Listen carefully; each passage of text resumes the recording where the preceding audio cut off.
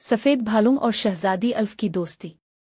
ایک بڑے اور خوبصورت جنگل میں جہاں ہر رنگ کے پھول کھلے ہوئے تھے اور پرندے خوشی سے چہچہا رہے تھے، وہاں ایک سفید بھالو رہتا تھا جس کا نام شیرو تھا۔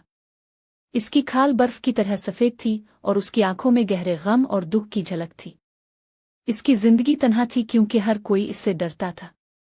جنگل کے جانوروں کا ماننا تھا کہ وہ ایک خطرناک مخلوق ہے، مگر ایک دن ایک خوبصورت شہزادی الف جو گاؤں میں رہتی تھی سیر کے لیے نکلی۔